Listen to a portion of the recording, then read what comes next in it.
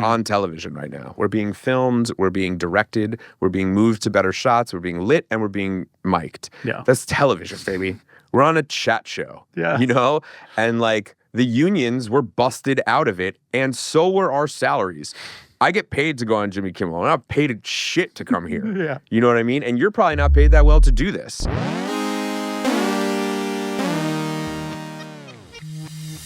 This is Good One. I am Jesse David Fox, senior writer at Vulture and author of Comedy Book.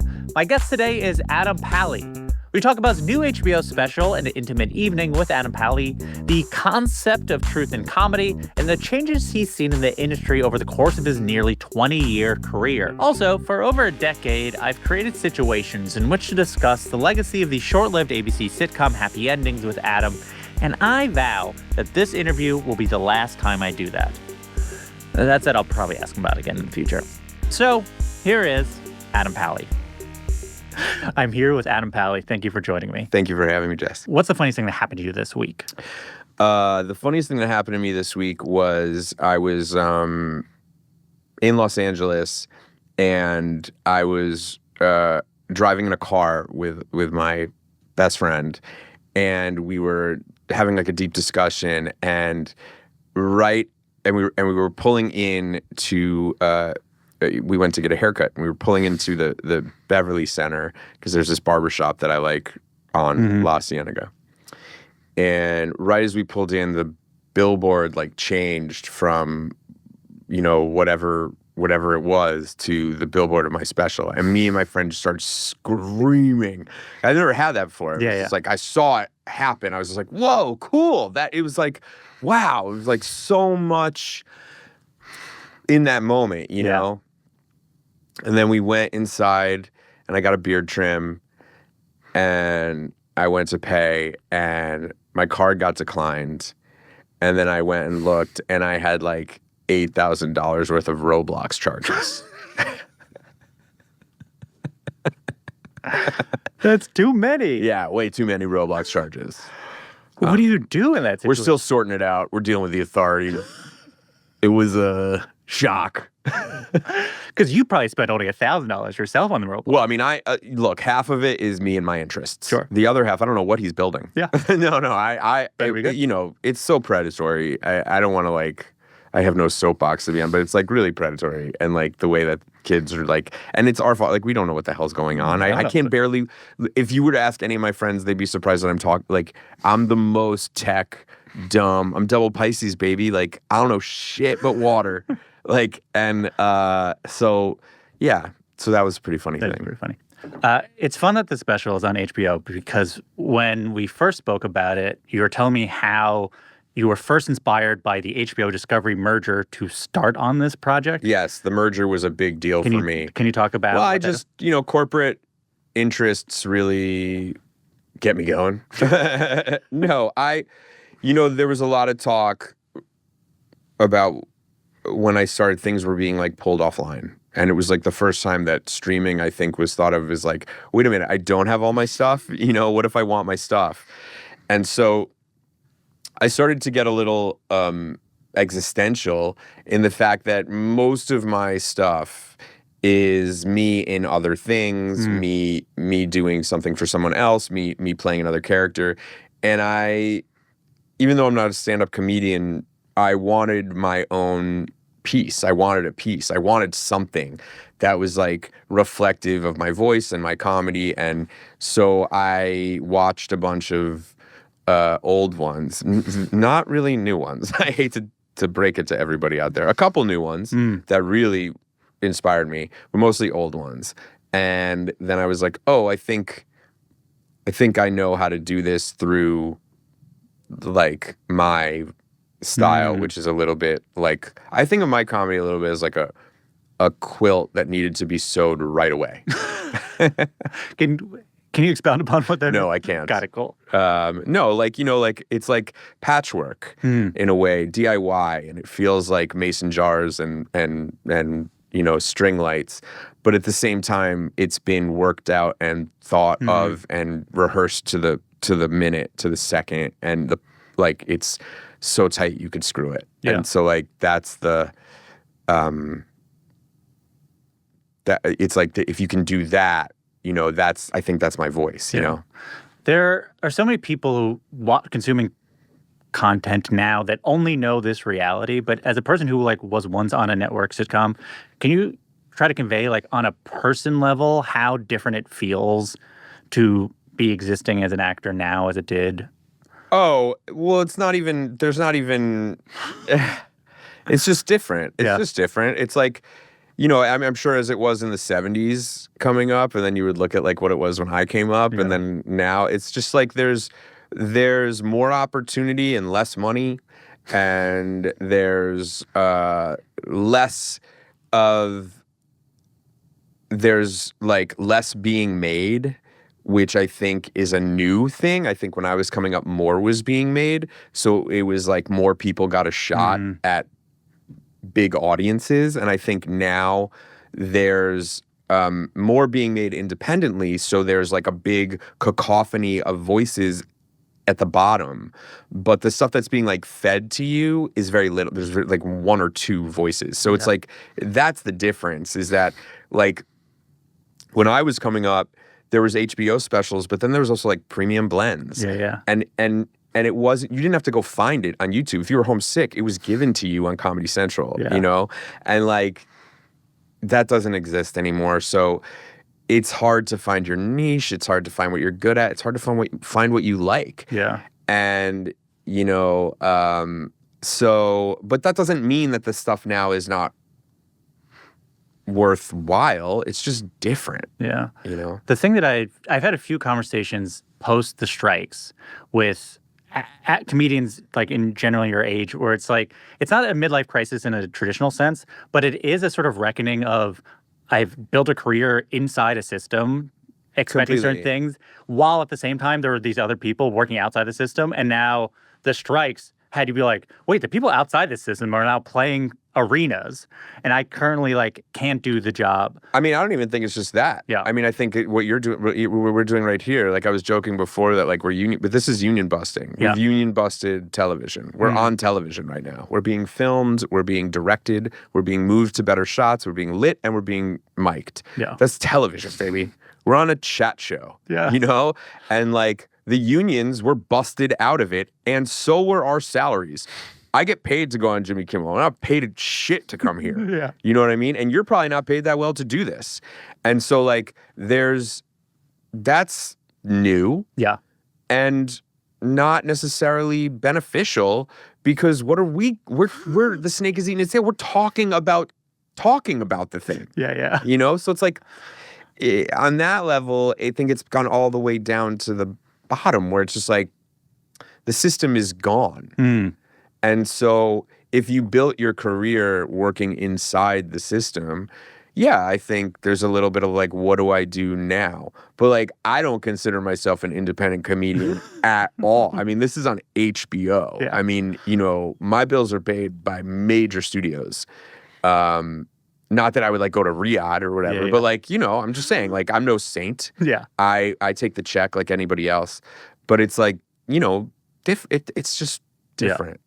Yeah, because you at minimum had to build something. It's not like a past of HBO's being like, pluck you, and then it is. There's a thing that you had to build more independently than in the past. Yes, of course.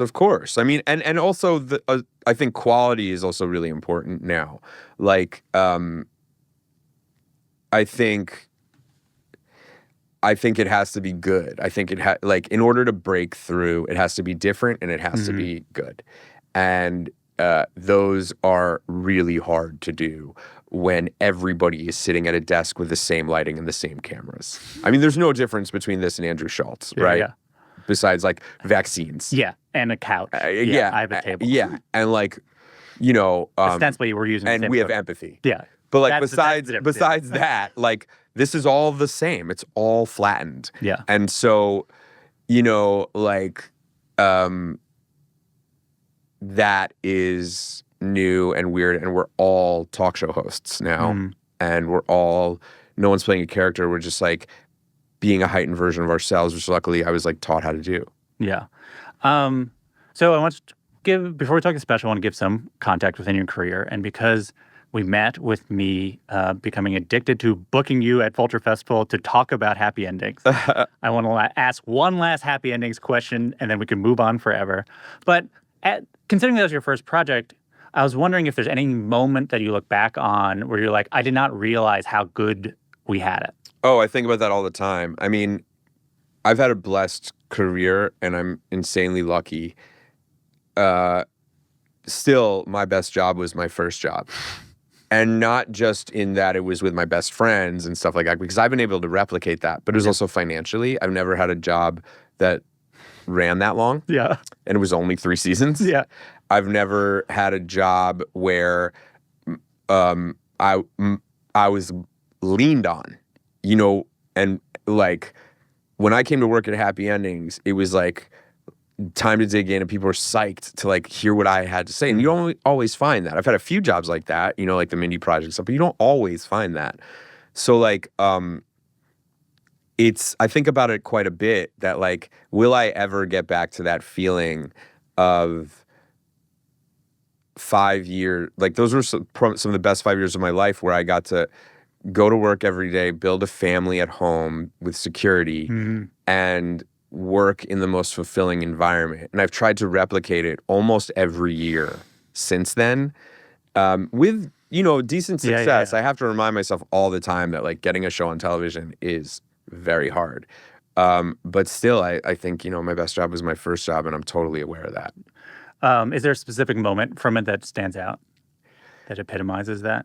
No, because again, it was like everything. So much of it was off camera too, like just being with David every day, and Casey every day, and Gil and Jackie and the Libmans and Zach. Like, you know, it's like people that I still talk to every day, and still have business. I mean, like I'm developing a show with Jackie. I'm doing another one with David. It's like that I don't stray far.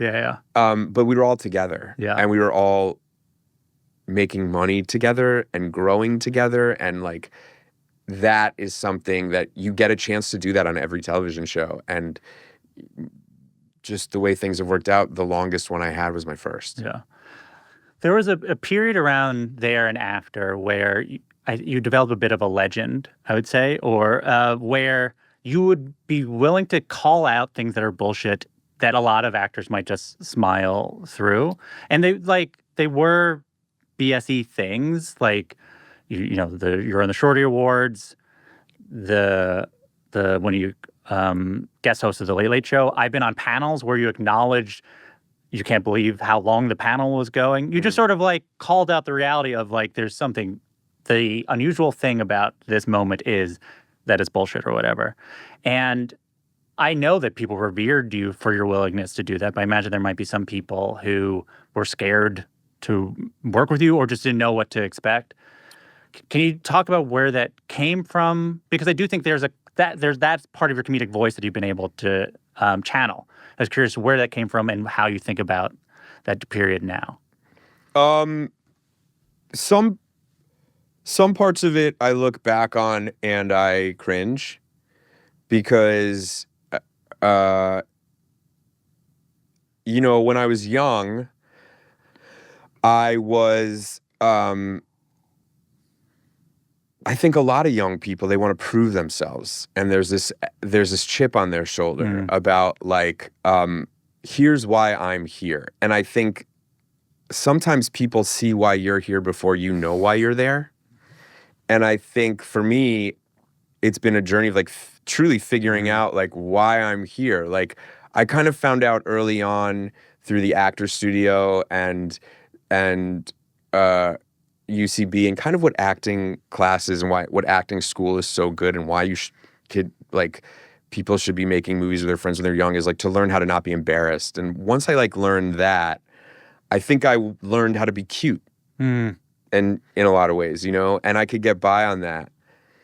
And I think I came up in a very competitive section of comedy at the time where if you look around now, you can't throw a stone with someone that was in my improv classes that hasn't like won an Emmy.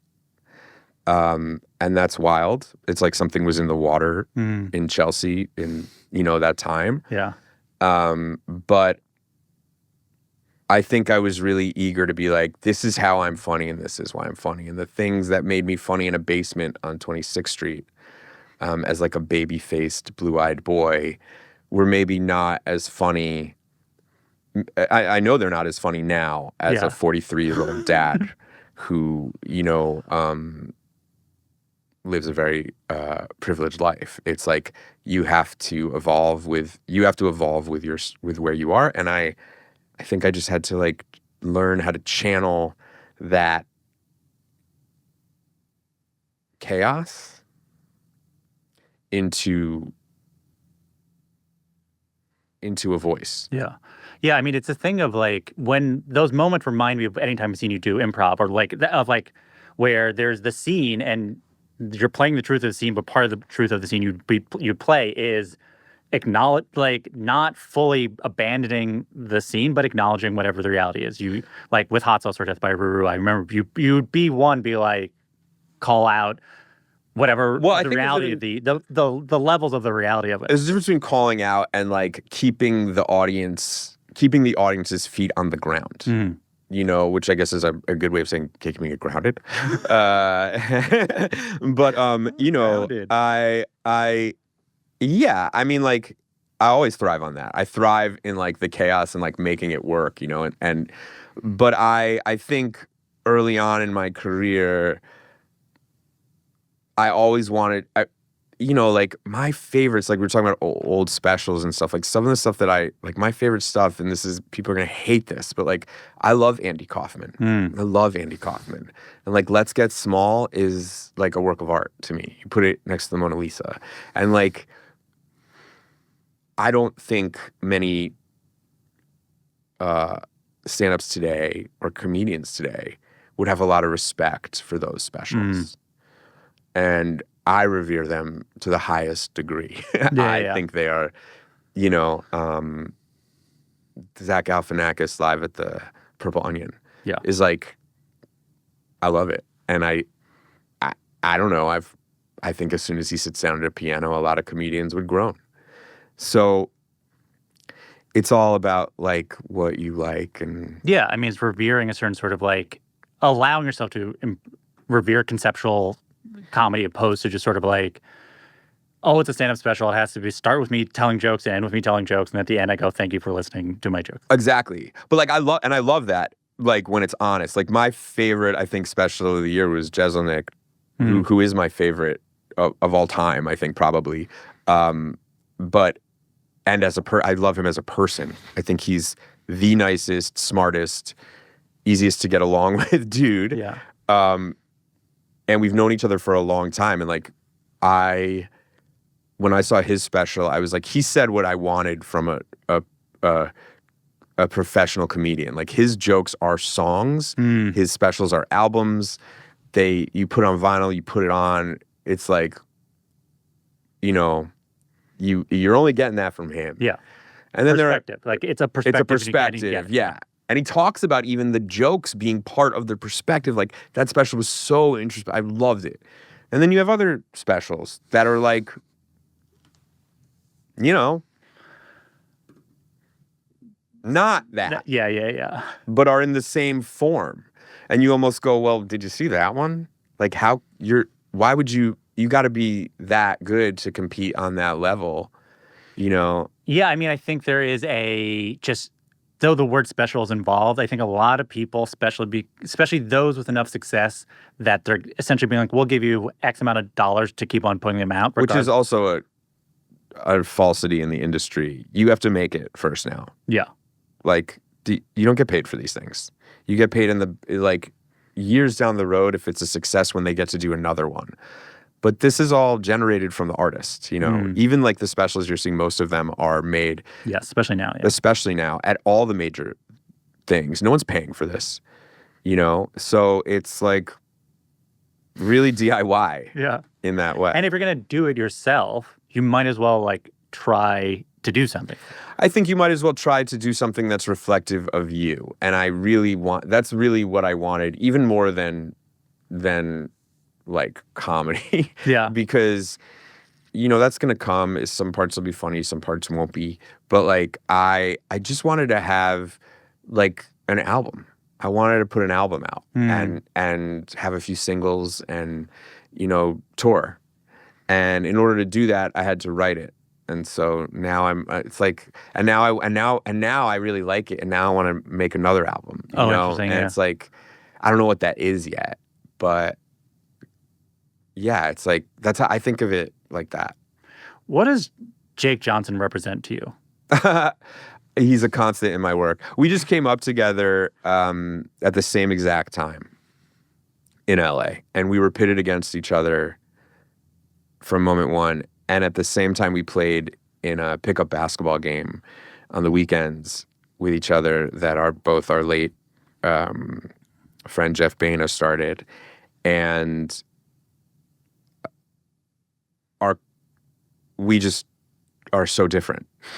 We're just polar opposites. Mm-hmm. But at the same time, we look almost exactly alike and are the same size, same height, and same weight.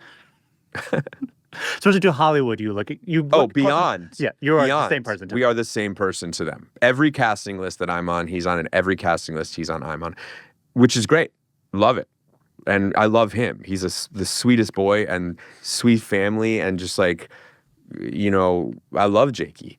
But it's just a constant in my comedy because he is kind of like the more successful version of me. Yeah.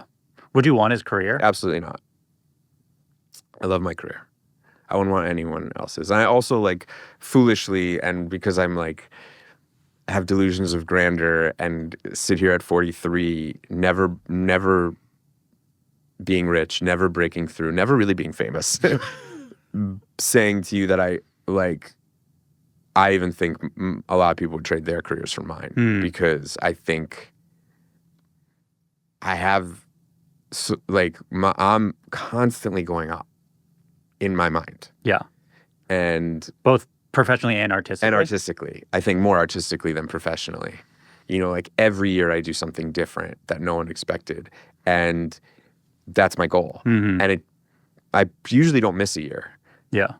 And so I think a lot of people would, I'd trade the money of a lot of my peers. Sure, yeah, of course.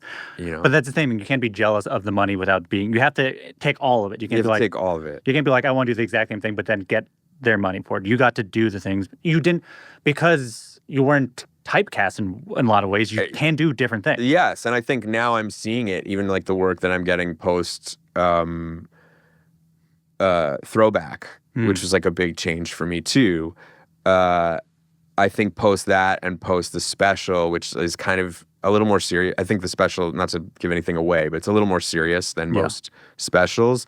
The work that I'm receiving now is just like different and in a good way, and stuff I've never been privy to, and directors that I idolize are maybe not as scared of me. And so like that's a long journey, and I think that I wouldn't trade my career with anyone, though I respect, everything everybody's done. And I loved the movie he made. He directed a movie last year with Lonely Island that I thought was really, really good. I feel like I heard you were almost on The Bear. Is this true? I don't. Chris is a good friend of mine, and I don't want to. I never read for it. Let's put it that way. But Chris is a good friend of mine, and I love everyone on it. And Maddie is the king, and Abby Elliott is, in my opinion, the unsung hero of that show, and doesn't get enough love because she is like in her bag and so subtle and so just like even. And sometimes the show goes up and down. It's like wild, but like her scenes are just always, there's like a glow around it. And not just because I love her, but as a person, but I think she's just doing great work. So to make a long story short, I don't know what you're talking about. Got it, cool. So getting into the special more closely, ultimately, where are you with stand-up comedy as an art form? Like, there's a special is in conversation with you deciding, you make jokes about it. You obviously have reservations about certain stand-up specials. I feel like when we talked about it, you go like, well, most stand-up specials suck. They and do. I don't want to make something that sucks. Yeah. What do you think do you think that's stand-up's fault? Do you think it's where do you think that comes from? I think it comes from a lack of imagination sometimes, and that is also what sells. So it's hard to chicken egg it. But I do think with YouTube and the amount of just like places to put shit out, I'm surprised that I don't see more stuff that is like, it doesn't all have to be conceptually different, but each special needs to, like, you got to do something for me here. I need to know, like, I need to learn about you. I need to learn about why you're talking to me. Like, specials need a why now. Why in this moment now? And like, that's often forgotten, I think, on comedians because we're so used to the craft. We're used to going out and telling jokes and getting our hour and touring the country. And it's kind of hard, being out on the road and like dingy clubs, and you're like hammering the material and you're trying to get it to hit the same people in Poughkeepsie that it hits in Chicago, that it hit, that's a grind. And so I get it. But I'm like, I don't know. It's the same reason most podcasts suck, right? Like, you see a microphone and a spotlight and you're like, here come trans jokes. Yeah. It's like, I don't know. I mean, and that's why I look at the Jeselnik special and it's like, well, that is art in the joke. And I don't know. It's hard to find people that have committed one way or the other. Like, if you're a storyteller comic, then I want to know why you're telling me your act now. Yeah. I mean, I've talked to hundreds of comedians. I do think a lot of comedians still have a hard time with understanding that aspect of that this is a thing that you're filming. If you're going to film and not try to make it interesting, that it takes as much effort as filming and making it interesting. Like, you have to still hire all the crew. You might as well have them do something. And I've talked to cinematographers who shot specials who were told, we don't want anything crazy on this. Yeah, and that's fine too. It's like, whatever your voice is, but I just think that in order for a special to exist now, I need to know why. Like, you know what I mean? Like, you have to tell me why you're speaking to me and telling me this story or these jokes. You know what I mean? And like, even in the jokiest of joke specials, someone's telling me, I'm telling you these jokes now because I believe the art form has been obscured. Yeah. And so I'm going to show you how I do it as the best. It's like, boom, I understand that special. Is the special, in many ways, the special is a special about how specials should do that? Yeah. I mean, I think that's what I was trying to do in a lot of ways. I mean, I think I was trying to really be like, hey, again, like, this is my album. And the worst albums are the ones that feel all mishmashed. The best ones are the ones that you put on, and even though the songs sound different, the mood, the vibe is there all throughout. And then you go to see that artist on tour, and you're seeing those songs live, and they're different in a new realm. It's like, I don't know. I feel like comedians have a lot to learn from that. And yeah, I guess I'm just like unimpressed with this. With where we're at, with not, people call me, I saw on a Reddit thread, I got called like a not trying comedian. I'm a comedian that like, people don't like that I say I suck in order to get a laugh, right? And it's like, yeah, but I mean, do you know how much effort that takes? Like, what about the guy that just puts on jeans and a shitty t-shirt and walks on stage to try his material and it doesn't work? Yeah. Is he worth any... Did he try any harder than I did? Or is it charming that he tried less? Like, what are we talking about? Yeah. It's all comedy. You are the person. You're not just the person on stage. I think because a lot of people embrace the idea that the stand-up special is ultimately just a person walked out, this is exactly it. And there's no other conception involved. They wanted to believe. It's like this weird mix of like some people want just like very clear jokes, or ultimately just a belief the person is just talking up there. And there is an unwillingness to imagine a visionary of the person who thought of how the person wants to be up there that we ascribe to all other performed art forms, right? Like when you see a play, you're not like, why is that person on stage acting that way? It's like, well, someone wrote that and someone directed this to be. All of this was on purpose. Right. Yeah. It's like, which is always something that I'm like, wondering about. Like, it's all on, even the people that aren't like, even the other side, quote unquote, of comedy that like, has no problem sitting in mesh shorts and flip flops in their den, holding a microphone up, talking about like, gun policy or whatever. Even the other side, it's all on purpose. Yeah, well, they're not trying. Yes, that's it's like, and you want that. You want, fine. Yeah. Like, but don't conflate it with like not trying. Just because they're doing it hungover. Yeah, I mean it's all a performance, right? So it's like they are performing, not trying. They're not actually not trying. Right? Yeah, completely. And it's just as valid as me saying to the director, "Do we have any shots of the audience laughing?" Yeah. Well, I think what were the things that you looked for that was these sort of examples of things you wanted to look like and feel like? I want a concept. Like, how do you deliver the feeling of making the show, being at the show, writing the show, watching the show, all at the same time as if it was happening live, like in the moment, So I was always looking for these specials that were able to bounce back and forth or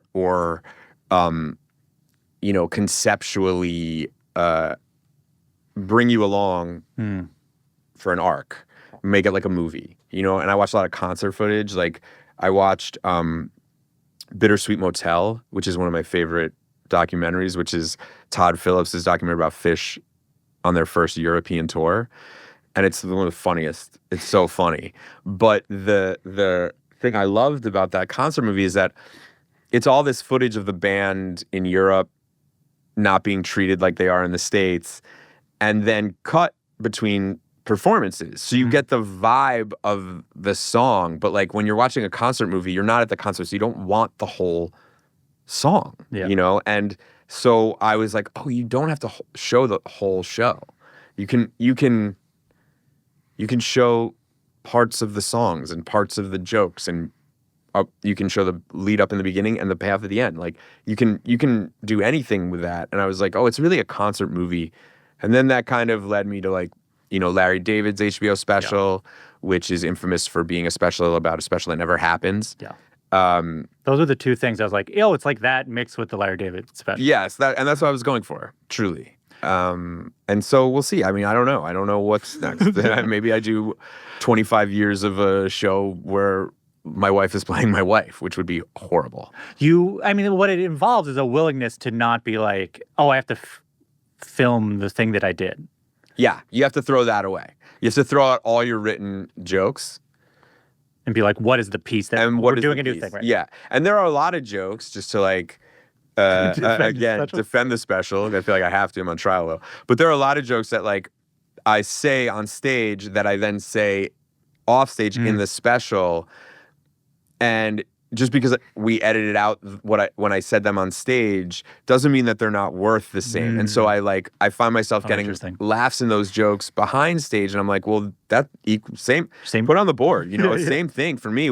It's just the audience saw me say it holding a guitar, but the viewer saw me say it in front of my car. So it was like different, but works. There are two stand-ups that I wanted to ask you about because I do feel like they're also in this. And the first is Bo Burnham, who literally is called. Yes. Bob Burnham. But I think you're referring to Bo. Yeah. And obviously there are thematic similarities to some of what Bo was doing in terms of truth, in terms of audience. And can you talk about your relationship to his work and sort of how it... I love Bo Burnham. I think he's like, he's one of the, he's the best. Like he conceptually thinks of it like that. And it wasn't just inside, it was like, which I loved, but I went back and looked at his early specials and then just like his early videos and stuff. And like, I love him. And I think he's I think he's amazing, and I think he's also great as a director. I loved his the way he directed the Carmichael special and the Caper Land special are two of my favorites of the last couple of years. Yeah. And the other was Adam Sandler. Of course, yeah. Sandman. No, this was filmed before Daddy? My daddy? This is filmed before his last special, but obviously, like his last special, I actually think is also very similar to this. Yes. But what is it? Like, how can you in total summarize everything that is him? Sandman?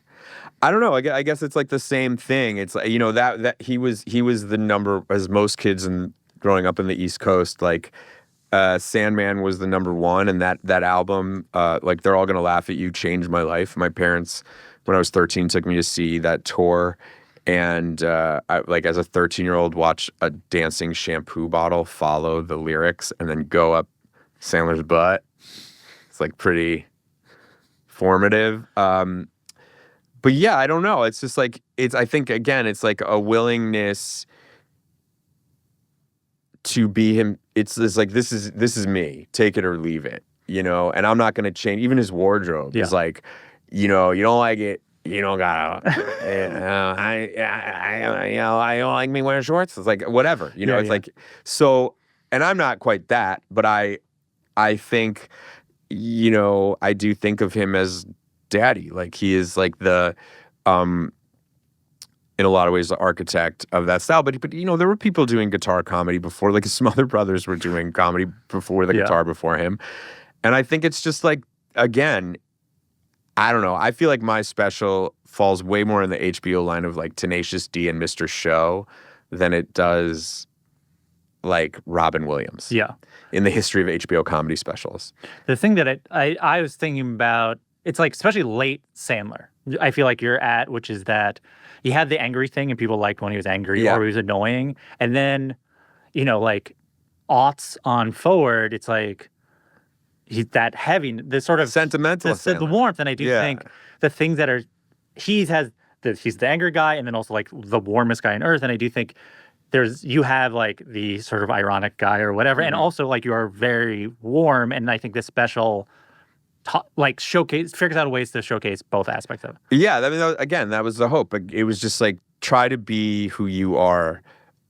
Try to get that out as much as you can, in all honesty, about like what it is to be you, because that's the reason, like, that's the why of putting out the special. Yeah, is because I wanted to. I wanted people to know who I am and not just, and so that's the why of the special. And then I tried to do it in the most like Adam way.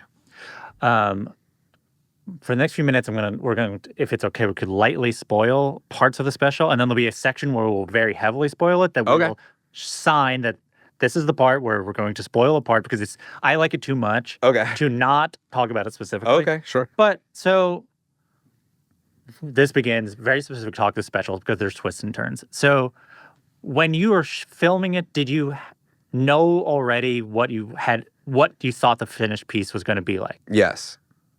I knew how it was going to end in the narrative of the special, if that makes sense. So you were like, we're filming us doing cover songs, but I do not like you. Did you already have the aspect of like not getting the song? Yes, I knew I wasn't going to get them. I knew there was going to be no way in hell Bruce Springsteen was going to let me use the songs. And I had actually already, the Oasis, the Gallagher brothers are, I joke they're a little bit villainized in the special, but I had already, it was kind of gilded the lily a little, and I had used a song of theirs in a movie I made a couple years previous, and I had to write them a letter and send them the footage of me playing the song, and they acquiesced, no pun intended, and gave me the song. I got a nice little letter from Noel, who saw the movie. So then when I asked this time, and it was in the way that I was using it, the basic response is like, I've kind of given you enough, you can't. So wait, you asked even though you explained, so it's like you don't use it, you say you can't get it. Yeah, but I asked because there was a bit there. Like for the show, there's a bit there. Like I would never leave the audience hanging in the room. And so if you were at the show, you got a full Oasis bit, which you might get at the premiere. Yeah. But I knew I wasn't going to be able to do it, but I was like, let's take a shot. And I gilded the lily there. So then, same thing. So it's like same thing with Bruce Springsteen and Radiohead. Did you try just Tears for Fears, Radiohead. I tried, but I was like, this is brick walling it. But then there were like 3 songs that I really wanted. And from the moment I started doing those bits, I was kind of had feelers out to their management. Yeah. And knew that I was going to have those. So let's stay with the songs you couldn't get aspect of it, and then we'll go into the songs you did get.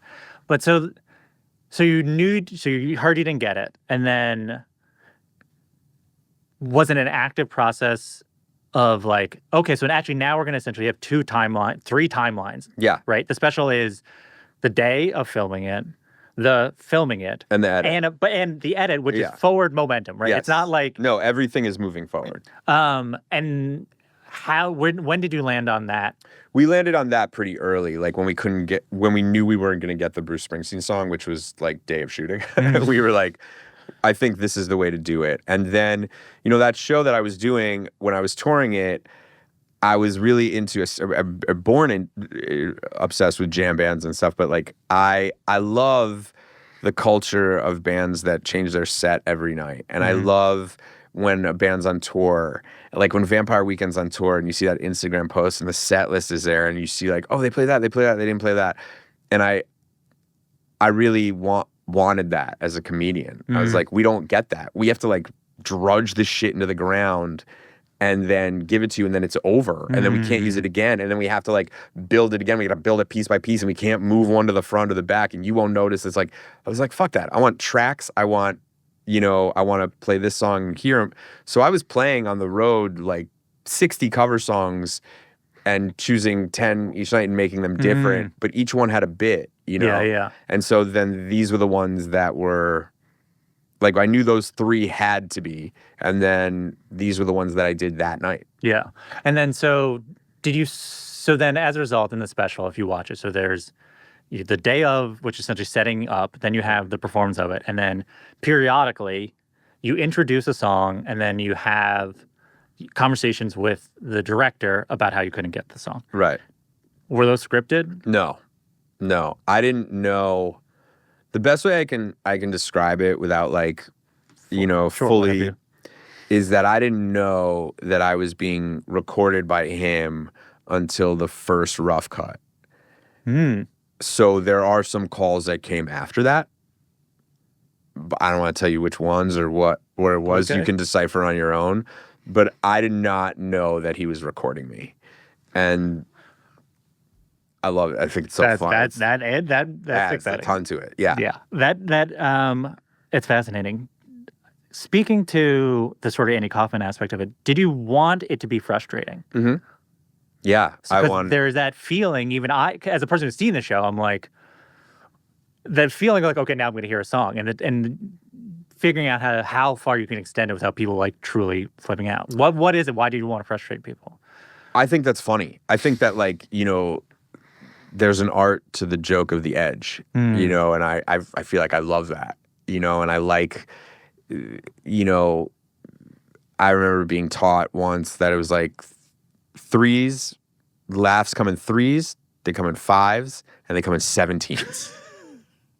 Right? And like, I was always obsessed with the 17 because that journey from 5 to 17 is a whirlwind. And when you start laughing again, it's cathartic.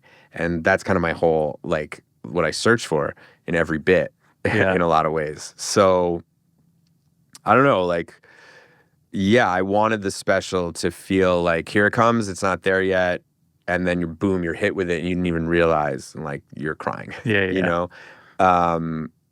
And yeah, like, there are certain patterns that I, like, purposely, there aren't a lot of 3 pattern jokes, and I think there's like maybe 1. Most of them come on the 2 and the 4, which is rhythmically odd for comedy. But when we were doing it, it was like we had another bit in the edit, and we were like, I don't know, it's like, it's annoying me. It feels like making my hair on my neck stand up, and like, let's keep it that way. Yeah. Let's not solve that problem with a major note, So, talking about, you won't tell me which things were added after the fact or which not? Well, they were all added after that, just which ones I knew I was being recorded. Got it. Yeah, sorry, that's what I meant. I want to talk about truth, right? Truth is a major aspect of the special. It's probably the main aspect. I guess the first question is choosing a director who's a documentary director. It's probably the first decision that led. So can you talk about what truth meant, why you want to explore it, and then sort of how it led to choosing a director and how you would choose it that way? I had truthfully not a lot of budget and talked with a lot of comedian directors and friends, and I couldn't really afford a lot of them. And also in talking with them and sitting down with them, anytime you meet with a director who's worth their salt comedically, they want to give you ideas and add on to it. And that's good. Like making a movie, great. Writing a script, great. Doing a sketch, great. Doing an improv scene, great. Here, oftentimes I found it to be like in the way of the work I'd already done, because then some of these bits were getting transformed to mean something else, or there was too much of an edge when someone else came in and kind of tried to put their own spin on it. So it became obvious that the way to capture it was a full-on documentarian. And I give, again, credit to my management, Greg Walter and David Miner, who saw that, and we met with a few documentarians, and, you know, we hit it out of the park with Brett, and like it's just I don't know. It's like I think it's almost like too honest in a way. And then you realize it's all a lie. So it's like you feel frustrated. Yeah. Did you, in so much as you feel like, my colleagues and I often talk about specials with documentary footage and how we find it frustrating because it implies the stand-up is like, it is either used to fact check the stand-up. Sure. It's like Seinfeld in between the scenes. It's like him being up on stage with a microphone. But it's also like, often it's implying that documentary footage, especially of this kind, is not also a manipulated space. That of course, it all is manipulation. We put it in black and white. Yeah. You know, it's like I'm not leaning away from that. I want to manipulate. I mean, that's what all documentarians. They're still filmmakers. Yeah. It's just there was a level of like, I'm just gonna capture it, and then after it's done, we'll piece it together. Before it's like, let's film it this way, which is kind of what I wanted. Yeah, you wanted to capture it and then be like, how can we make it into the thing we wanted to? Exactly. So how did you start thinking about truth as a theme? Or why did that energize you? As you say in the special, how much am I telling the truth at what point, and why does it matter, and why am I obsessed with it, and why shouldn't I just tell you the truth, is what you say in the special. Right. Where does that come from? You know, I think I've always, as a kid, I was a storyteller, you know, and like, you know, never let the truth get in the way of a good story, right? And I love that. And I think most movies and most art is that, right? It's like the artist's interpretation of something. Yeah. And whatever that is, that truth has been like, you know, manipulated or bent or you know, adjusted to the way you remember it or I remember it or whatever. It's very hard to like come down to that kernel of truth. And that always like kind of like, I don't know, fascinated me. You know what I mean? Because it was like, you know, like, I don't know. I can't even describe it. It's like you find out that people singing about true love, and then, or it's like, I was about someone I saw. It's like, well, is that song about true love any less valuable because it really wasn't written about true love, but the way that I interpret it's like, so all that was like I'm obsessed with, you know? And then you add on top of it, at the time that I started making this special and truly not throwing any grenades, just there were a lot of comedians at the time that were being looked at on and maybe the stories that they were telling didn't happen to them, but happened to someone they Sure. knew, or maybe didn't happen at all. Yeah. Or maybe were just stories, but being passed off as monologues or whatever. Sure. And that really interested me too, because I was like, well, now that's funny. That's a funny predicament to be in. Yeah. For that comedian. Yes. Yeah, totally. And so I was like, well, what if that happened in real time? What if you saw it happen to the comedian with the audience there? And how would he keep going? And what would happen? And then this, this old improv rule, if this, then what? It was kind of like, once I had that bit, which was the first bit I kind of wrote and was doing at like Z-Way live shows. Once I had that bit, it all started to kind of like come into place where it was like, oh, that's the whole thing. Yeah. The whole thing is like, how far can I bend you? When can I bring you back? And when am I being completely honest and earnest? And like, that's the other thing in the special is like, as much as everything's a lie, everything is the truth.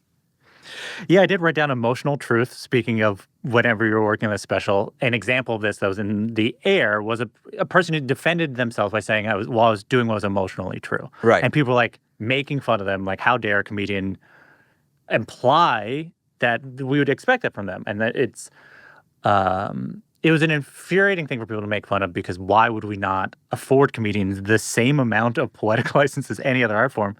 And it does feel like that is what the special gets at, right? I think now this is a section where this is marked big spoiler part. Don't listen to the next X amount of time until, let's say, 3 minutes. Okay. So I want to talk about the opening, because the opening, when I saw it in real life, I go, this is one of my favorite things I've ever experienced in live entertainment. Right. The opening of the show. The show. So you start somberly, and you say that, I won't fully say the whole thing, but essentially, like, you learned that you thought you had COVID, and they said something worse was the case. And you play In the Arms of an Angel. By Sarah McLachlan. The audience, I can't describe what it feels like for that to be in that audience. Yeah. It is just, and I am as skeptical as any person ever about the comedian telling the truth, and I don't really care one way or the other. So I'm just like, what is everyone feeling? What's everyone thinking? And then you say, like, I'm not dying. And the audience is like, gives off a huge laugh because they're so relieved in a classic way. And then from that moment on, they don't know if they can trust you or not. But the thing that it does is you do make the audience feel that this matters to you.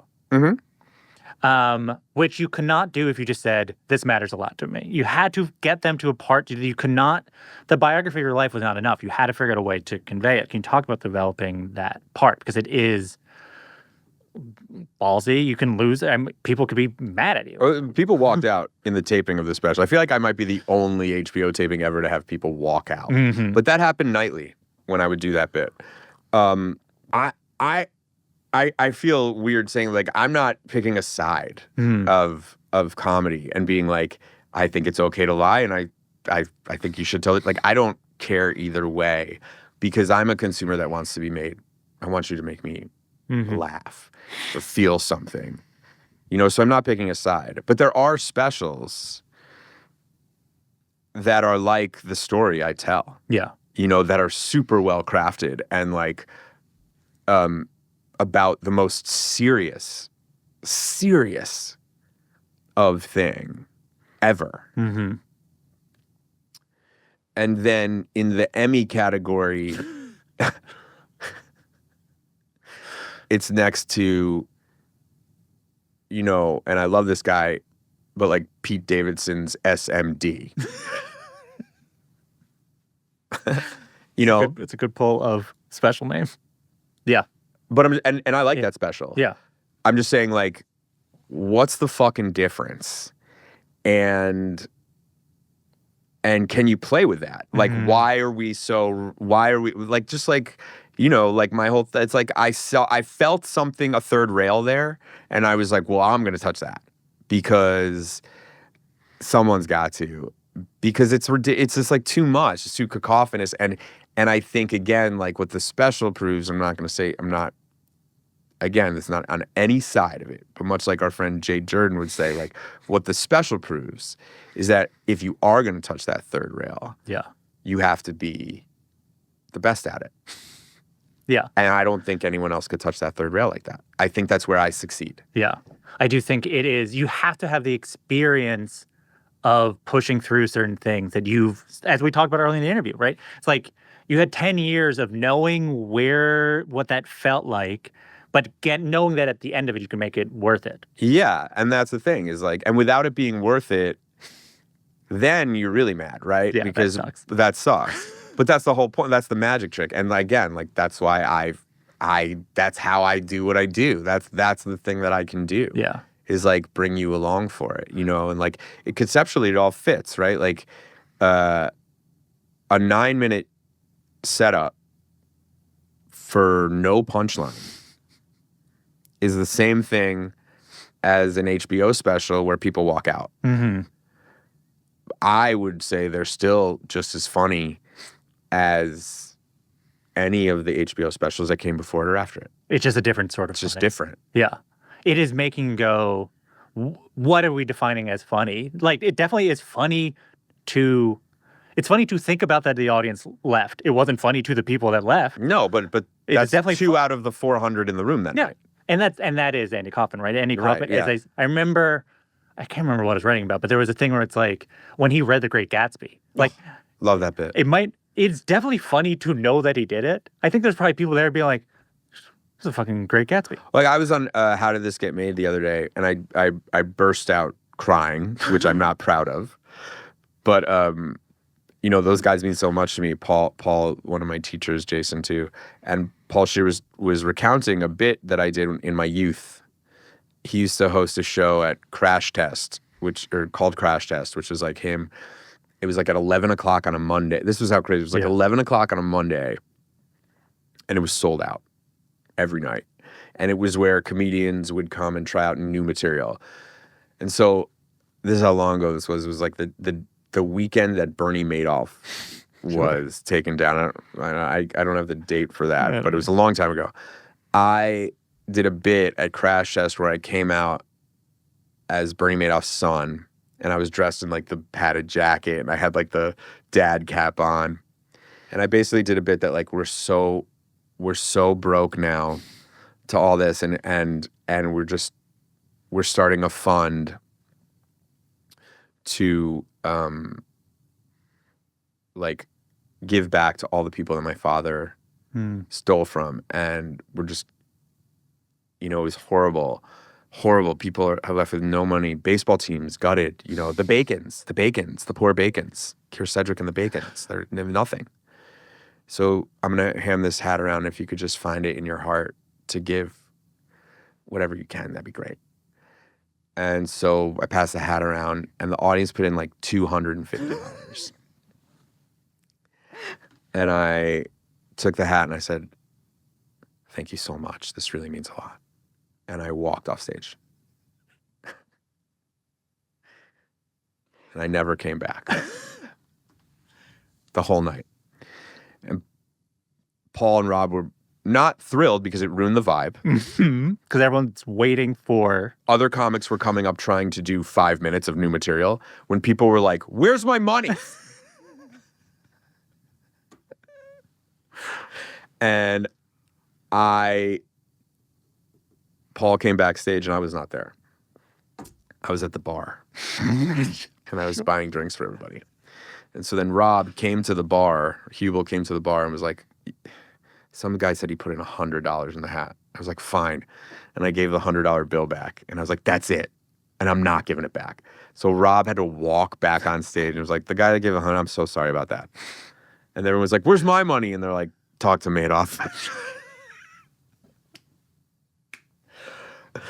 And like, I love that bit. I stand by that bit. But there were definitely people in the room that night that didn't like that bit.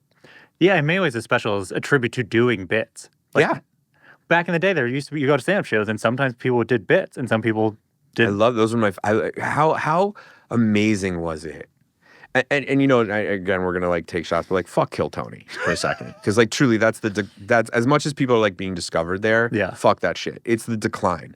Like you used to be able to come to a stand-up show and you would see people that like normally would not be allowed to fly internationally or something, and they'd come out and they'd do a bit about like the wildest, and you'd be on the floor. Like the first time I saw Reggie Watts, my jaw was on the floor. I was like, I've never seen talent like that. Yeah. I thought he was British. The first 2 times I thought him, I thought he was British. I thought he spoke in that falsetto. Yeah. And like that Reggie Watts would not have been a thing had it not been for that comedy scene. And now you look at like, he would have had to go on Kill Tony. And like, he would have been like making up a genius song in the moment. And then you would have someone be like, I don't know, it's a little whatever. It's like, fuck that shit. Like someone do a show where they encourage people to do bits. Yeah. I would love to see that. Yeah. It's funny when you're talking about that bit, and you mentioned Z-Way, I was like, it is why you guys are kindred spirits. That willingness to be like, I don't care about the rest of the vibe. I have this idea of this bit, and we're gonna. We are connected. We said Pisces before. We are connected cosmically. Me and Z-Way. It's a love affair for the ages. We're gonna do something eventually. Like we every time we have dinner, the scheming is like through the roof. But like we're gonna get something eventually that is gonna be so good. So good. We just haven't landed on it yet. It truly, you can imagine you guys having dinner being like, what can we do to this audience? That's exactly what it's like. Huge tips. Yeah. Waiters get huge tips. Yeah. Because the bits are wild. So there's a part where you sing with your dad. Yeah. How do you, obviously like, why do that? But also, as a thoughtful person, how did you figure out like, how can I justify doing this? To not just be like, oh, this is like, you explain kind of emotionally why you want to do it, but like how you're like, how can I get this into the show? What's the idea to justify it? I did it. So my dad obviously didn't tour with me, but I did it. I did this bit at Largo, and I did with him, and then I did it a couple times in New York. And my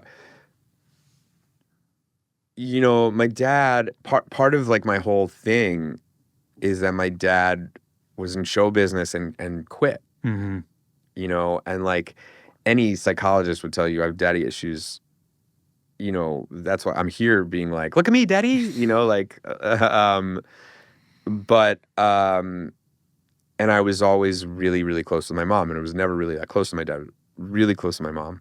And then when my mom passed away young,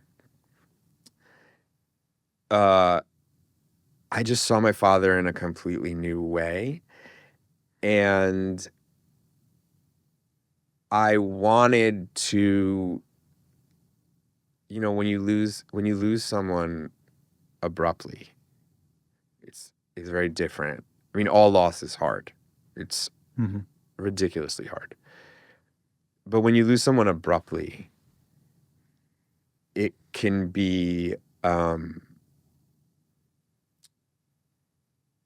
like earth-shattering because there's no time and there's no explanation. Even medical explanations like that. It's like heart attack. You're like, what? Like, yeah, you're almost like, why do heart attacks exist? Yeah, you're like, there is no explanation. So you're like, and it's so sudden, so quick, and like, so all those things of my childhood, I lost them very quickly. And I have kids now and in a lot of therapy and have been able to look back and kind of be like, what am I working through and what do I want? And I have this amazing relationship with my father now that is like unbelievable. Like I think of him as a superhero anyway, but like he's truly like my confidant, my best friend, I talk to him every day. He's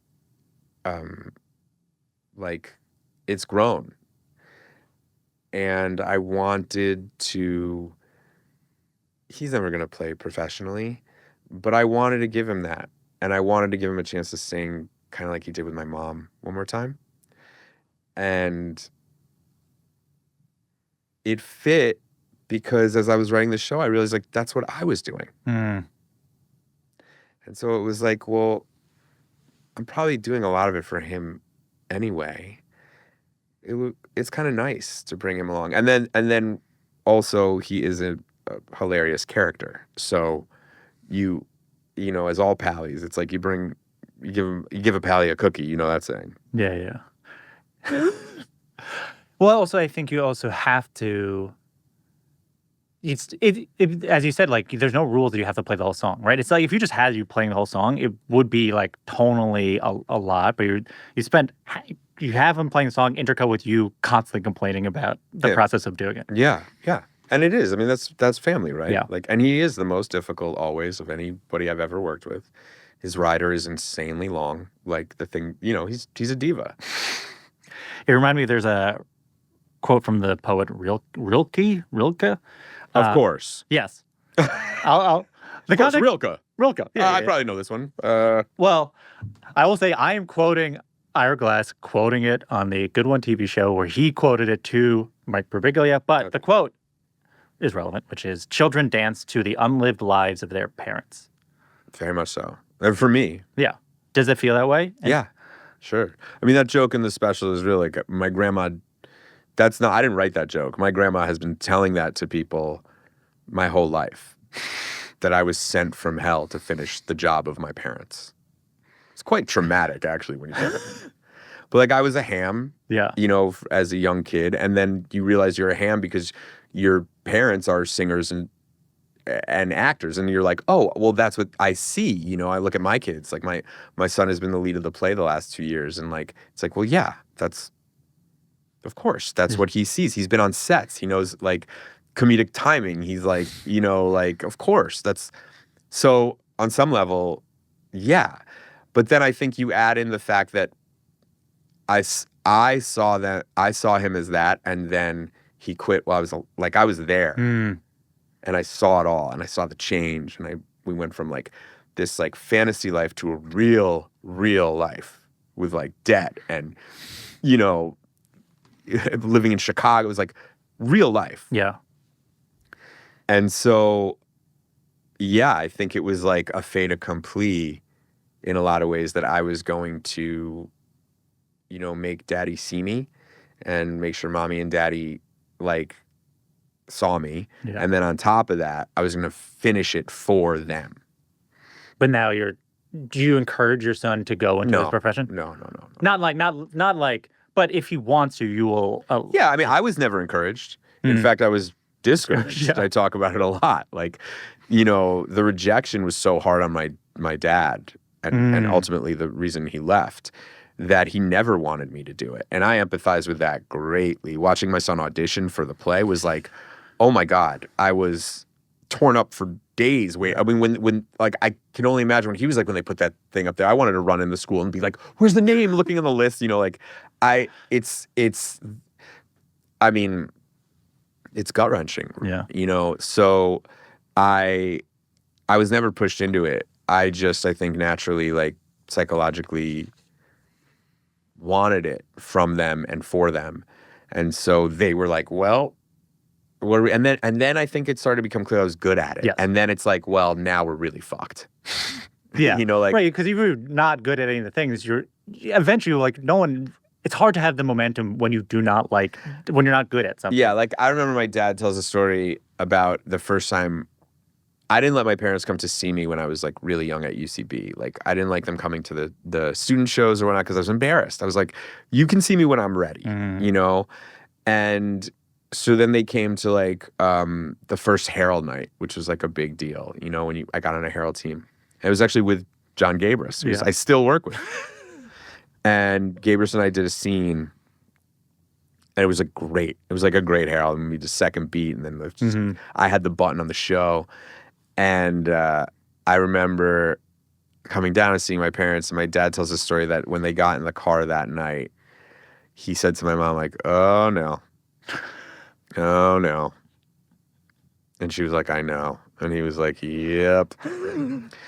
Oh boy, what are we going to do? And she's like, just let him do what he's going to do. He's like, just let him do what he's going to do. And it was like this conversation where it was like, well, now what? You know?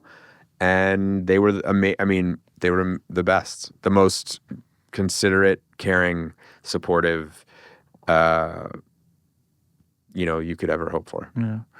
The show explicitly is about who's this show for, and you talk about it's just for you, and it runs through it. But or it's for them, it's for you. Is it okay if it's just for you? And then there's that part where you go maybe it's for me, and whatever. Yeah. But who is the show for? And if it is primarily for you, is that okay? Is that a thing that you had to work to? It is 100% for me, and that's okay. And I think what I've come to is that I think all art should be. Mm-hmm. And that I think it's where artists get tripped up when they start to think who's it for. It's okay to think about your audience. I think about my audience a great deal. But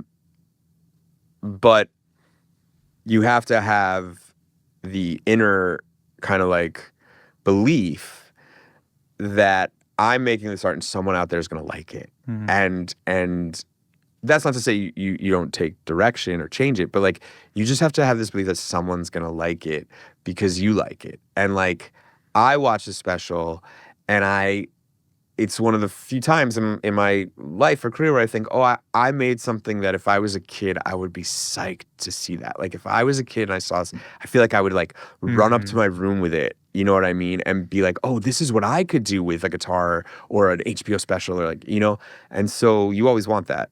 Is kind of the way that I feel. Was it something you had to? I imagine, is it something you had to wrestle with because it's so hard that you were I can do something that's for me and it's not self-indulgent. It's just that is how I think of it, and then the audience. It's not my responsibility to understand why the audience is here and what they're getting out of it. Yeah, it is.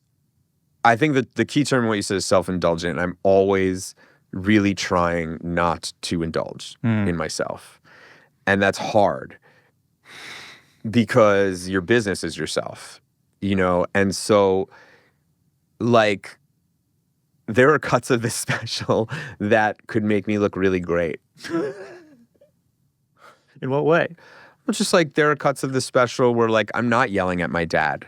And there are cuts of this special where I'm not talking about how every comedian wants to be a rock star and I'm doing it. And there are cuts of this special that are joke. And, we tried everything. But it's just not honest in that way. And the honesty, not about what's happening, but the honesty to who I am. Yes. The thing that the special is working through is accepting you can do this for yourself. Yeah. And I think that's the thing for anybody. And what I would hope, again, why I would hope that a comic would see this, I know, look, I know comics are gonna hate this. I know it. It's okay. It's okay. It's not for them. Yeah. Really. It's not a special for comics. It's a shame because I do think in many ways it's mostly a special that the comics could get the most out of it if they're willing to get something out of it. Yeah, but they're too busy being this is padded or it's not even a real it's a documentary or it's a movie or that's not what I do or you can never compare me in that, that's fine. But let's be honest.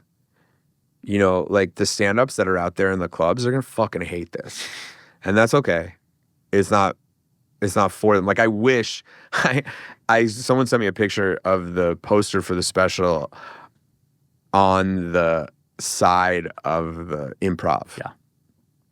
And I was like, oh shit. I'm fucked. I'm cooked. Because it's possible they could just not notice. Things just kind of going. Yeah, it's possible it just could have been in the wind. But now, every single person that signed that fucking wall at the Comedy Store is who the fuck calls this comedy? I do comedy. You know what? And that's valid. Yeah, because there's a guitar in the poster, right? Not only that. Let alone what the special's like. Forget the guitar in the poster. Because at minimum, they're going, some actors thinks they can do stand-up. Right. Right? It's like a Jeremy Piven situation. Sure, yeah, at minimum. At minimum. And then you see a guitar. And then no jokes. Yeah. It's fuck this dude. But, that's okay. That's probably in a lot of ways why I hate to be so contrarian and I just spent an hour and a half being I'm actually not that guy that from the shorty words. And then the last thing I'm going to say is like, the reason I did it is so all those fucking assholes with podcasts in Austin can see my poster above theirs. And I didn't do shit on Kill Tony. See, there's another way to do it. Fuck Kill You Tony. get cast on a sitcom. You spend 20 years working as an actor. Hey, you know, no, it is what it is. It is what it is, and it is what it will be. How much money did you spend on song clearances? More than I have. That's a good answer. More than you were paid to do the special? Yes, more than I have. More money than I currently have. Let's put it that way. That's a good way of putting it. Well, I want the comedians who are mad at you to realize you sacrificed. Oh, please, come on! I got I got an endorsement deal. I'm selling sandwiches. No. Okay. What do you do with the information you have from doing this show? Do another one. You do another one, and that's like the fun challenge now. Is because like, so this bullet I shot, right? It's like concert, movie, documentary, gone. And I'm not going to go out and tour stand-up. But I definitely am going to do another special. Yeah. So it's like, I don't know what that is yet.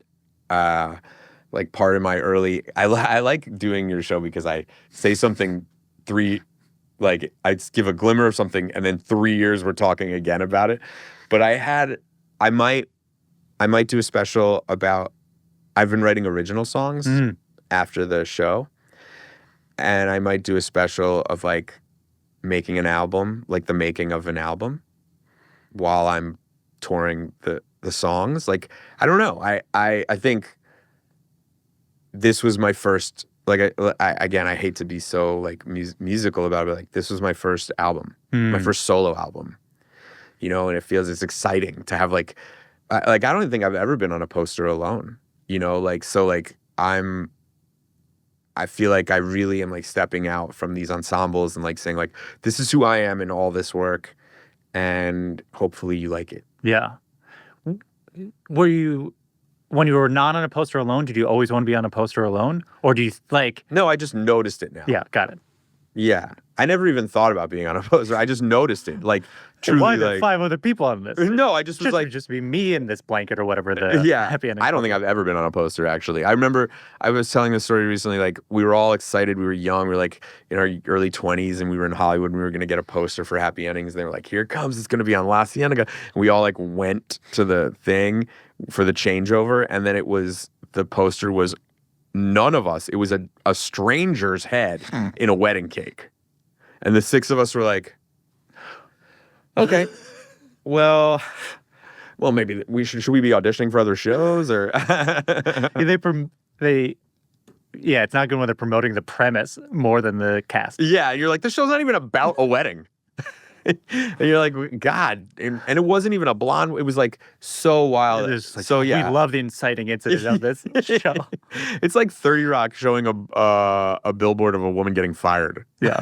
Or just the or just the cross streets of 30 Rock. 30 Rock, yeah. It's like, oh, I guess it's about the building? Yeah, 30, it's the number 30 in a rock. Now that's a poster. So now it's time for our final segment of the show. It's called the Laughing Round. It's like a lightning round. A lot of people do Mount Rushmores, but I believe for comedy, the version is Who Are Your Guys? In the grand tradition of WTF with Mark Maron. Yes. I asked, yeah, who are I got your asked guys? that. I got asked that. So I'd love to. He stopped doing it. I was in the early. Mine was so long ago. Well, now that the show's ending, I'm taking that question. No, good. It's a great question. No, I've been around long enough that I was asked who are my guys. My guys. We talked about a couple of them, but like obviously, Steve Martin, Sandler, Gene Wilder. You know, there are just like people in your life that like I've seen every frame of his work over and over and over again. So like when I read a script, sometimes I like almost see Gene Wilder doing it, and then I'm like, well, I'll do my version of Gene Wilder. Yeah. I don't know how to get this across without like, but like Chappelle,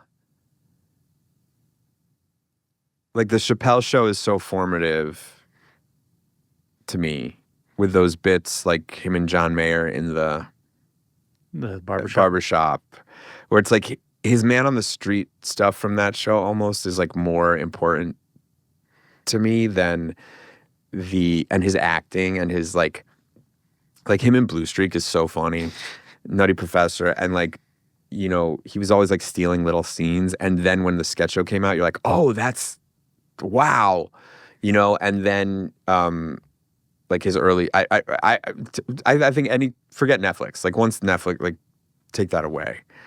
And then I think I don't know if this is for Howard Stern. I think the art of honesty in comedy and like the idea of telling the audience who you are and how you got there, that's kind of him. Interesting. And the audience being able to tell you're telling the truth, and even whenever you're not telling the truth. Yeah, of course. And giving context to your career through your work. So it's like, yeah, I make a movie, but it's still Adam Pally's movie, version of this movie, version of this genre. And like a lot of that is Howard Stern. Do you have a favorite joke? Like a street joke? I'm trying to think of like my favorite. I guess maybe it's the Steve Martin cat joke is like my favorite joke of all time. He's like, I went on a date last night and this girl and we went back to her apartment and this girl had the most beautiful pussy. And the audience groans. And he goes, oh, you're sick. You're sick. Oh, God. Get your mind out of the gutter. Oh, I'm disgusted. And to think I was telling you the story of my life. I was talking about her cat. You're all disgusting, each and every one of you. Anyway, that cat was the best fuck of my life. Do you have a short story of an interaction with a legendary comedian, living or dead, you're willing to share with us? Yeah, I'll give you a short Sandler story.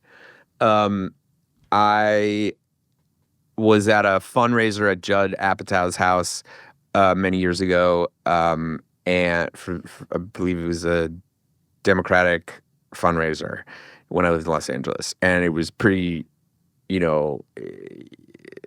I love Judd. I'm friends with Judd a long time, but like to get invited to that was like new for me, So I went with Casp, and there was like all these people there, and Casp had written a movie for Sandler already. That's My Boy? That's My Boy. And so he knew Sandman, and me and David were developing something for Spade at the time, so I knew David Spade a little bit, and he was a fan of Happy Endings. So like I was like in the circle, and then Judd's like, okay, come on, the show's gonna start. And we like all went to the backyard and we sat down in these chairs, and there was a small stage, and Eddie Vedder went up and he starts playing acoustic, and I'm like, I'm like the biggest Pearl Jam fan, so I am just like, I'm like sitting next to David Spade at Judd Apatow's house, like looking like in the Palisades, like watching Eddie Vedder cover Beatles songs. It was like, my head wanted to explode. And then Sandler walked in late, and he sits down, and he's like, hey, he's like saying hi to Spade and Kimmel. And he sits down, and the empty chair was next to me. He sits down next to me, and he turns around. Casp is behind, and he goes, "Hey, DC, how you doing, DC? What's going on? What's going on?" And David's like, "Sandman, this is Adam, the star of my show." And he goes, "Oh yeah." He's like, "How you doing, kid?" And I'm like, "I'm doing great." And he's like, "Hey, yeah, you like Eddie Vedder?" And I'm like, and I think he could tell that I was like flushed and just like, and I was like, I love it. I love Eddie Vedder. I love Eddie Vedder. He's like, oh yeah, you like the song Daughter? And I'm like, yes, Sandman. Like who doesn't love Daughter? He goes, yeah, that's my favorite song. And he goes, all right, well, and he taps my leg, stands up, walks on stage, and Eddie Vedder goes, I'd like to play this next song, one of my early hits with the great Adam Sandler. And then they kick into Daughter. And me and Cass were just like, oh my God, that happened. Oh my God, that happened. And it was like, it was amazing. It was just like the most Sandman-iest of moments. And like, every time he's always so He's really good about like name. He's like, Pally boy, you know. What are you doing? I saw him at the 50th, and he was like, Pally boy, what are you doing here? I'm like, I don't know. I'm like, Yorma brought me. I live in New York. I was like, I think everyone in New York that's in comedy had to come. He was like, I don't think so. What's something that people think is comedy that you think isn't? Oh. Like, again, like, no, I don't, all these guys, like, it's fine. It's whatever.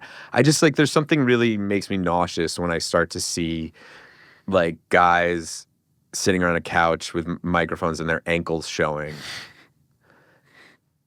And they're explaining to me the situation in Gaza. It, like, I don't know. I just, like, I don't like it. No, I like political comedy. I like, you know, I created The President Show. Sure, yeah. I like love, you know, but that bothers me because it's like so flippant and the amount of people that are hearing you, it's like there's no responsibility. It's just like this, like, it's like, well, whatever. I'm just saying, call it like it. It's like, shut the fuck up. You don't know what the fuck you're talking about.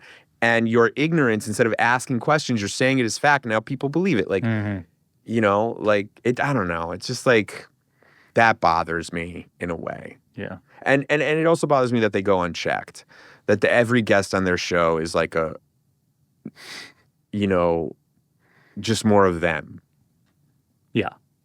They get to be expert. They bring in other people as if they're It's experts. like Joe Rogan interviewing Dana White. You know what I mean? It's like the Spider-Man meme. I'm just like, you know what like at some point, it's like I can't listen to that when the news, like, it's just too much. What's the worst advice you ever gotten? I don't know. I've gotten a lot of bad advice, like financial. Sell Netflix. Sell Netflix. No. I was told I had a meeting early on. I booked a movie very young. When I was young, I was like 23. I booked this movie called Taking Woodstock that was directed by Ang Lee, and it was a very, very good movie. But there were a lot of people in it. It was a really great experience, and I was there for a while. My part was like whittled down. I wasn't in it very much, but I took that heat and went to the premiere in LA and had some family who were like, I know this person. So I was like making calls, like, can you meet with me? So I met with this manager who, at the time, I don't know if she still does, but she represented Don Cheadle. That was like, everyone was like, you're going to meet with Don Cheadle's manager. So I was like, all right. So excited. And I put on my finest hoodie under a blazer, which for the time was high fashion. Yes. And I went to the Starbucks on Ventura, like Ventura, like by where the first Sugarfish was. And I sat down with her, and she was asking me a little bit about like my life and my question. And she stopped me and she said, I'm going to stop you right here because I don't have a lot of time. I don't think you have it. And I was like, what? And she's like, I guess I could see looking at you like quirky best friend, but I don't think you have it. You don't scream it to me. And I don't have time right now to foster a career. And I was like, oh, you can tell that quickly? And she's like, we all can. And I was like, oh, okay, well, thank you. And I left super discouraged because I was like, really? Everyone that meets me can tell right away that I'm not it, and no one's been telling me my whole life. So I've been like embarrassingly trying to be an actor when everyone met me and instantly is like, buddy, you're not it. And it took me like another year of the Upright Citizens Brigade of like going back and taking that and then coming back here and like really becoming really great to shake that. Because I just had that in my head. I was like, well, I'm not it. And I think everyone can tell. Like, I guess I just failed the test, you know? but there is no test. Yeah. And like, there's no reason for me to be in the movies. I have like, I'm flabby. I have bad posture. I have 4 chins, but there is, and so it's like, that's hard to learn. That's the way it's always numbers based, right? It's always like, yeah, well, whatever. And then you get little things that push you. Like I remember when Seth, God bless him, I did an ASCAT with Seth and he was like, you should audition. Seth Meyers. Yeah. And boom, like everything, people were like, what? And then you're like, you don't get it because no one gets it. Yeah. And then they go back to like, oh, yeah, I knew it. He is not it. It's like, and that's how your career goes. And it's until you make yourself it that you're not it. Can you make a case for why Gary the cameraman should be in the multiverse movies? Yeah, I can make a strong case. I text Joe Russo that case every couple weeks, and I get the same response, which is, we don't want you. So, it's superheroes only is kind of the who's gonna film Dr. Doom's message? I said the news is still around. The news is still around. I wish to all anyone out there that's like, oh, he's in it. I'm not. And the next thing you know, it's you, Dr. Doom, going like, I'm Dr. Doom, and it's you. I mean, I pitched that scene. I said, how funny would it be if Robert is in like full Doom, and I'm like, I didn't get it. You got to do it again. But still waiting for that callback from Ardij. I'll ask about this because I've never heard you talk about it, which is you're in the job interview sketch, the Key and Peele job interview sketch. Can you talk about that? I feel like it's one of their many great sketches, and I feel like it's just you get to be this other man in the scene. Like, it's not like Jordan Peele's like the third character. It's like you and Keegan just to get to like. Yeah. Jordan's a very special person in my life as a like hero, and then also put me in a sketch, which was amazing. And I love him, and I love Chelsea. Both of them are like, probably Chelsea more so. I hear her voice in my head more than Jordan's, but just like comedically, like I've never been more nervous than when I did some of my stuff for Chelsea. And she was like, no, it's good. I was like, oh, really? Because like that means that you're doing something right if Chelsea likes it. And Jordan is like obviously like Steven Spielberg. And I just like that's one of those things. Like I came up with those boys, like Keegan and I did character showcases together for an SNL audition. Like, and I think I try really hard to like not push those relationships, but to just like have them be in my life. And now those guys have been in my life for like 20 years. And so when it was an off day on Happy Endings, and Jordan texted me, was like, can you come up to, they were shooting it at this like cemetery in Pasadena that doubled as like 50 locations because they were doing like all these sketches at once. And I came up and we ran it once, and like it was one of those things where like the initial pitch of the sketch just like wasn't hitting. But Jordan was being so fun. Jordan is the funniest performer. Like you can go watch old Key and Peele sketches, but also go watch Wanderlust. And like Jordan is, and Old Mad TV, Jordan is the funniest person who I've learned so much acting wise. He never leaves anything on the table in any take. He's making choices in everything he does. He's an immaculate comedic actor. And I remember on that day, we started doing Jordan's coverage because he had to go. And the faces he was making when they had the camera just on him and we were like talking were so funny that Peter Atencio and Jordan, they were like, okay, I think the sketch is now about this guy being frustrated by like the best interview ever. And once that happened, it was like, we filmed Jordan, we did, and then it was like, okay, well now you guys go have the best exit ever. And I mean, I'm sure that I know that there's a cut of that scene that's like 7 minutes long. Where Keegan and I are just like, there's one where we start crying to each other where I'm like, I feel like I'm like, you remind me a lot of my brother who died. It's like, and it gets like really deep. And then they just keep cutting back to Jordan being like, I'm glad I asked. What is the best time you ever bombed? When I was a little kid, when I was in like 6th grade, or maybe later, 8th grade, I guess, I got a little cocky and decided I was going to run for like class president. But really, I just wanted to do bits. So I put posters in the toilets and made like, so you would like pee on the urinal cake and it would dissolve and then it would say vote for Adam. Mm-hmm. Like I was, it was just like bits everywhere. You would lift up the toilet seat and it would be a picture of my face. Like, Yeah.